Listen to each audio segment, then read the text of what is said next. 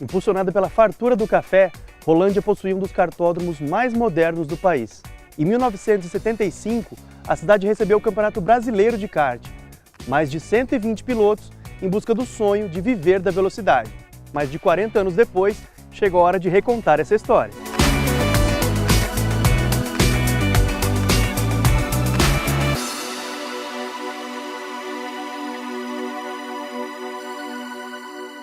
Olha, houve uma superlotação, a verdade é essa. A gente não esperava tanta gente e o pessoal teve uma organização maravilhosa, um sucesso total. Tanto é que não tivemos nenhum acidente grave, não houve problema nenhum de público.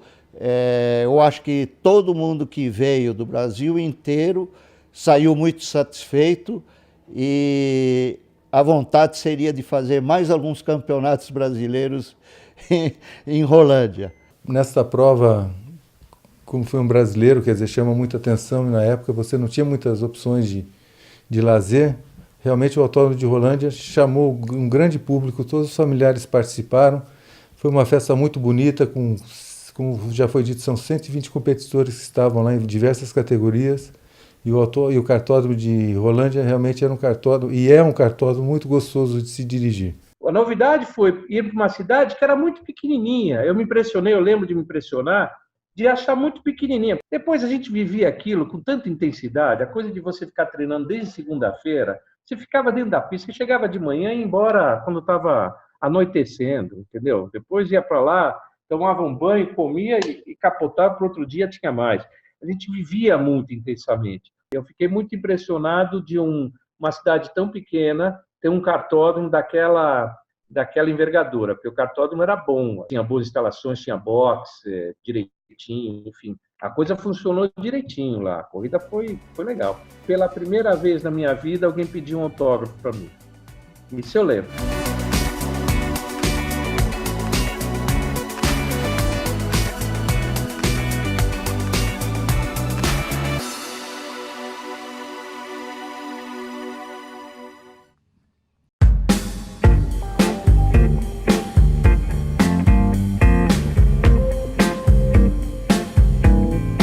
No meio de tantos nomes que passaram por essa pista, um paulistano de 15 anos, de sobrenome Silva, tão comum aos brasileiros, começava a chamar a atenção. E na semana intensa de treinos ficou nítido o domínio dos paulistas, entre eles, o tal Ayrton.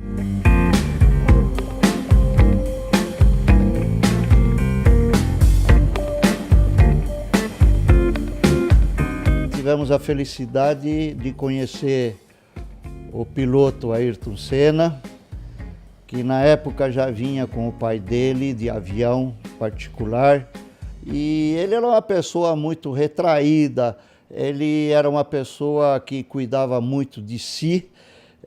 As informações eram entre a Mini, o pai dele e ele, então ele realmente era uma pessoa que a gente já sabia que tinha um grande futuro pela frente. A gente conversou bastante, vamos dizer, durante os treinos. Ele teve a oportunidade de escolher os melhores chassis, os melhores motores, classificar um por um, o que seria para treinar, o que seria para tomada de tempo, o que seria para prova. Então já estava tudo determinado por ele. E o Ayrton treinava com 115, que era um motor muito mais forte, praticamente o dobro de capacidade de força dos nossos motores, que era o Júnior, da categoria Júnior. Eu me lembro até hoje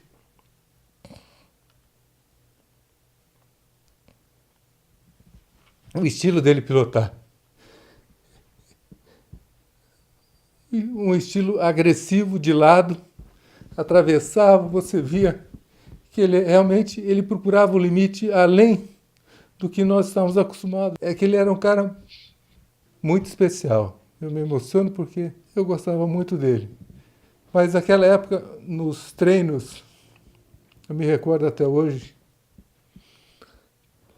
está na minha mente, ele era um piloto acima da média. Você imagina você ter uma curva aqui, ele vinha e na hora da freada ele fazia o kart ficar de lado, escorregando de lado.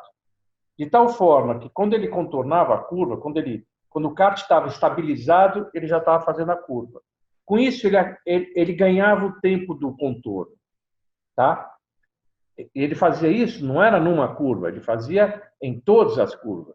Para você fazer isso, você precisa estar com o kart muito na mão, porque se você começar a escorregar e parar antes da curva, você tem que acertar para fazer isso. Se passar, provavelmente você vai rodar. Então você tem que saber exatamente, senão você perde tempo. E ele tinha essa facilidade, era um negócio impressionante. Ninguém conseguia fazer igual. Tinha alguns que conseguiam fazer próximo, mas igual a ele ninguém conseguia fazer. Não mesmo.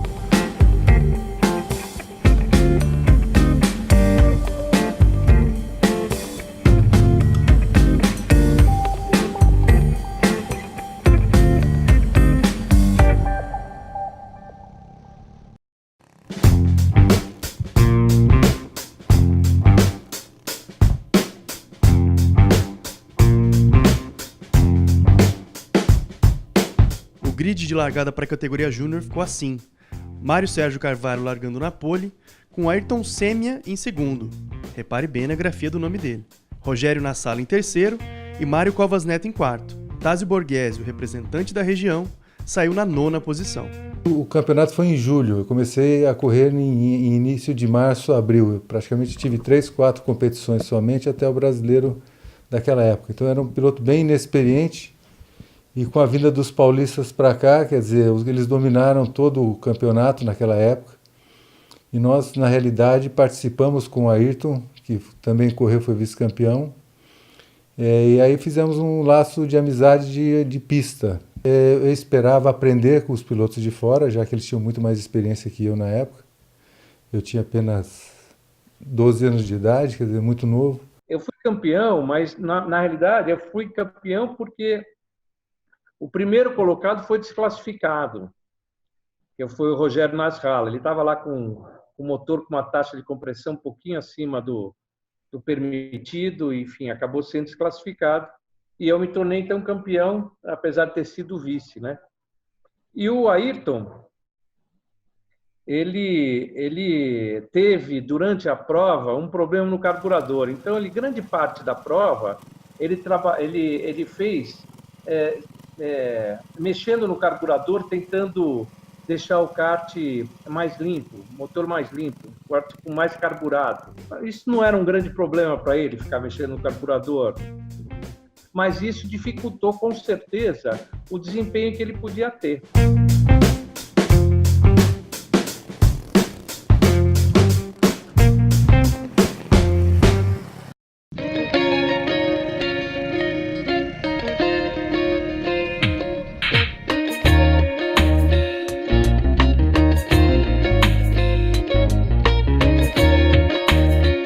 Alguns anos correndo na mesma categoria, né?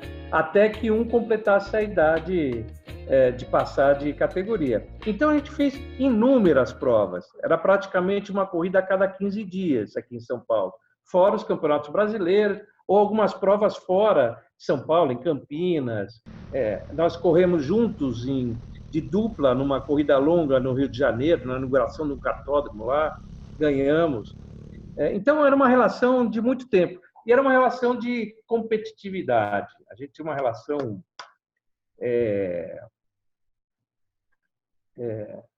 de disputa. Ele era um cara extremamente competitivo, como se viu depois na Fórmula 1, como ele era competitivo com os companheiros e com os adversários, e ele não era diferente na época do kart. Pra você ter uma ideia, depois eu parei de correr anos depois, em 79, 80, que foi de Fórmula Ford, 81 não corri mais. Mas ele continuou, ele foi para a Europa e continuou. Nesse momento que ele foi para lá, para mim, eu comecei a me projetar nele, porque, afinal de contas, se eu disputava aqui com ele, na medida que ele fosse bem lá, era como se eu tivesse indo bem também, como se eu tivesse ido bem. Era uma coisa... Então, eu passei a ser um torcedor. Mas ele ainda mantinha aquela coisa da competitividade forte. Tanto que tinha uma revista na época, tempos depois, chamada Grid, que era uma revista só de competições, e essa revista fez um perfil dele. Então, o perfil, quem é Ayrton Senna? É isso, aquilo e tal, nasceu aonde e tal.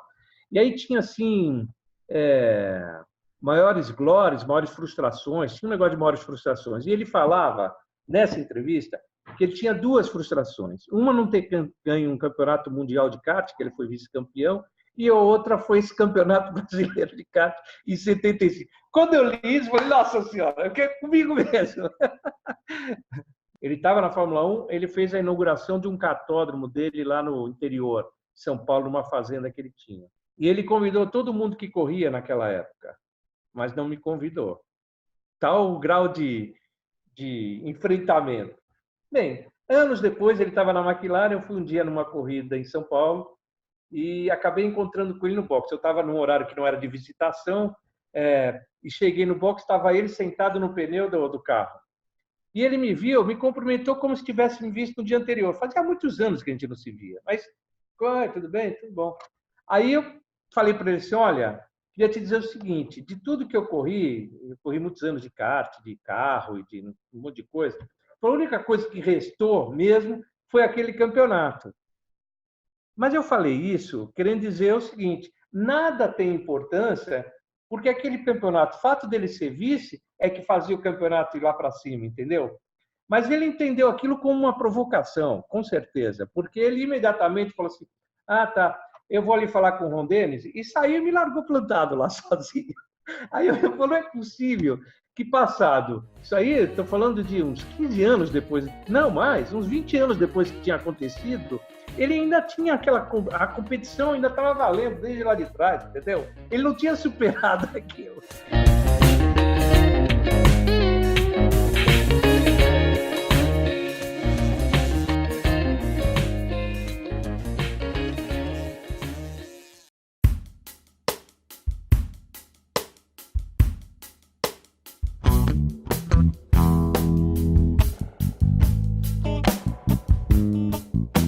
O troféu era uma base de mármore, tinha uma base de mármore bem pesada e uma outra base aqui de mármore com um tipo de um graveto em dourado, não sei o que lá, e a taça aqui. Era uma coisa assim, grande, pesada e tal. Anos depois, essa base aqui se soltou quebrou. Bem, quebrou e muda para cá, muda para lá. Essa base de coisa desapareceu. Só fiquei no final com o troféuzinho ali. Mas o troféuzinho, ainda assim, há uns 5 anos atrás eu dei. Ficou mais na minha memória, entendeu? Ficou mais legal. Assim. Eu tenho um quadrinho de uma notícia do jornal de Rolândia, do dia seguinte da prova. Eu enquadrei, eu tenho isso aqui. Do resultado da corrida. É a única lembrança que eu tenho de lá. Eu não tenho foto, se perdeu, tinha muita foto, se perdeu, não sei. Não tenho mais o troféu, eu tenho esse quadrinho. E ainda assim, no quadrinho fala assim, Mário C. Neto e Ayrton S. da Silva. Então, só eu, né, sei que ali é Mário Covas Neto e Ayrton S. da Silva.